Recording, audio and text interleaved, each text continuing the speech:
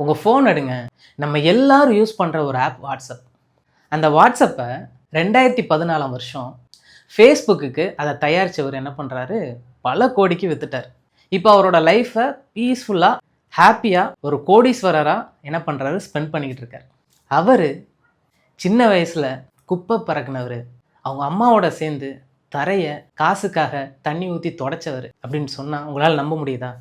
யான் கூம் உக்ரைனில் 1976ஆம் வருஷம் ஒரு கிராமத்தில் பிறக்கிறார். அந்த கிராமத்துலேயுமே கூட உங்கள் அம்மா பக்கத்து வீட்டில் போய் கூலி வேலை பார்க்குறாங்க.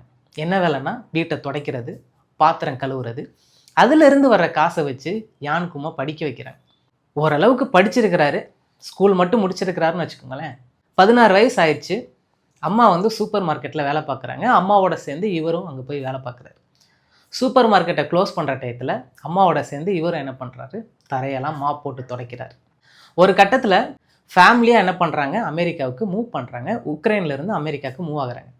அங்கே வேலைலாம் இல்லை, இனிமேல் தான் வேலை தேடணும். அப்போ அங்கே சாப்பாட்டுக்கு என்ன பண்ணுறாங்கன்னா, அங்கே அமெரிக்கன் கவர்மெண்ட் இந்த மாதிரி ஃபுட் ஸ்டாம்ப் கொடுப்பாங்க போல், இலவசமாக ஃபுட் ஸ்டாம்ப். யாராவது அவங்களுக்கு சாப்பாட்டுக்கு வழி இல்லாதவங்க அந்த ஃபுட் ஸ்டாம்பை வாங்கி இலவசமாக சாப்பிட்டுக்கலாம் போல். அப்படி ஒரு இடத்துல அவங்க என்ன பண்ணுறாங்க, டெய்லியும் போய் ஃபுட் ஸ்டாம்ப் வாங்கி இலவசமாக சாப்பிட்டுக்கிறாங்க. அப்படி அவங்களுக்கு ஏதாவது உதவி தேவைன்னா அங்கே இருக்கிற வெல்ஃபேர் ஆஃபீஸை போயிட்டு அவங்க மீட் பண்ணி ஏதாவது உதவி கேட்டு இப்படியே அவங்க என்ன பண்ணுறாங்க, அமெரிக்காவில் வாழ்க்கையை ஓட்டிக்கிட்டு இருக்காங்க. அங்கே அமெரிக்காவில் காசுக்காக அவங்க அந்த குப்பையை பிறக்கி அந்த குப்பையை விற்று அதுலேருந்து காசு கொஞ்சம் சம்பாதிக்கிறாங்க. இப்படி யானுக்கும் குப்பை பிறக்கிட்டு இருக்கிறப்போ ஒரு நாள் அந்த குப்பையில் டஸ்ட்பினில் கம்ப்யூட்டர் புக்கு கிடைக்குது. அந்த புக்கை படிக்கிறார். படித்த உடனே அதில் ஒரு ஆர்வம் வந்துருச்சு. இப்படியே இந்த மாதிரி சின்ன சின்ன வேலை பண்ணிக்கிட்டு அந்த புக்கை தொடர்ந்து படிக்கிறாரு. அங்கே இருக்கிற இலவச லைப்ரரியில் போயிட்டு அந்த புக்கை வாசிக்கிறார். அவருக்கு சொல்லிக் கொடுக்க யாரும் இல்லை, இது இப்படி தான் அப்படின்னு சொல்லிக் கொடுக்க யாரும் இல்லை. சரி, ஃபீஸ் கட்டி படிப்போம் அப்படின்னா அதற்கும் அவருக்கு வழி இல்லை, சாப்பாட்டுக்கே வழி இல்லை. அப்புறம் எங்கிட்ட ஃபீஸ் கட்டி அவர் படிக்க போகிறார். அப்படிப்பட்ட சூழ்நிலையும் கூட அவர் என்ன பண்ணுறாரு, அந்த புத்தகத்தை படிக்கிறார். இன்ட்ரெஸ்ட் அவருக்கு ரொம்ப வந்துருச்சு. அது ரிலேட்டடாக நிறைய புத்தகங்களை படித்து ஓரளவுக்கு ஒரு நாலேஜ் வந்த உடனே என்ன பண்ணுறாரு, யாஹூ கம்பெனியில் ஒரு சின்ன ஒரு வேலைக்கு ஜாயின் பண்ணுறாரு. அங்கே பிரையன் ஆக்டன் அப்படிங்கிறவரை சந்திக்கிறார். பிரையன் ஆக்டனும் யான்கூமும் சேர்ந்து தான் என்ன பண்ணுறாங்க, வாட்ஸ்அப்பை கண்டுபிடிக்கிறாங்க கொஞ்சம் வருஷத்துக்கு அப்புறம்.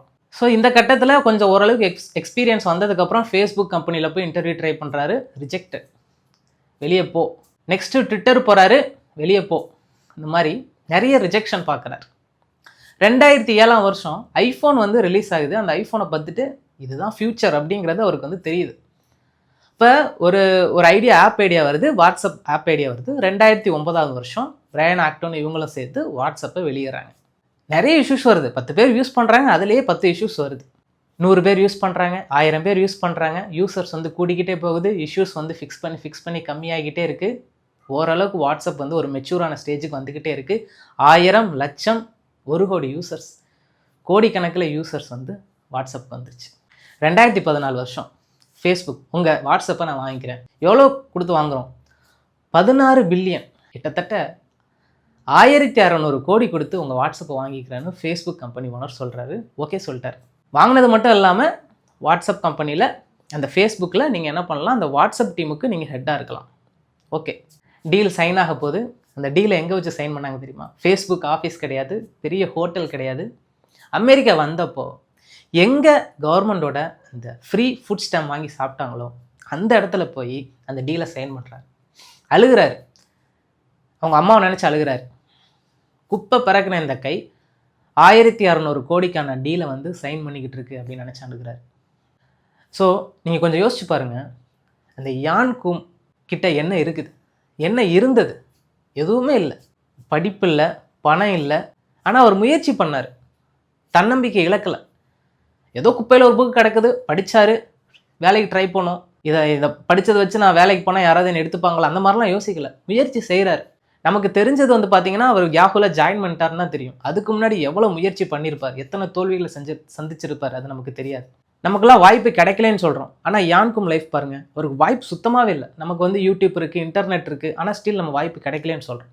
நெக்ஸ்ட் டைம் நீங்கள் வாய்ப்பு உங்களுக்கு இல்லை, வாய்ப்பு எனக்கு கிடைக்க மாட்டேங்குது அப்படின்னு நீங்கள் நினைக்கிறீங்க, இல்லை ரொம்ப டவுனாக என்னால் முடியாது அப்படிங்க டவுனாக ஃபீல் பண்ணுறீங்கன்னா, உங்கள் ஃபோனில் இருக்கிற இந்த வாட்ஸ்அப்பை பார்க்குறப்போ உங்களுக்கு அந்த யான்கூமோட ஞாபகம் வரணும். அவரால் முடிஞ்சிச்சுன்னா கண்டிப்பாக உங்களாலே முடியும், நம்மளால் முடியும். முயற்சி செஞ்சுக்கிட்டே இருப்போம்.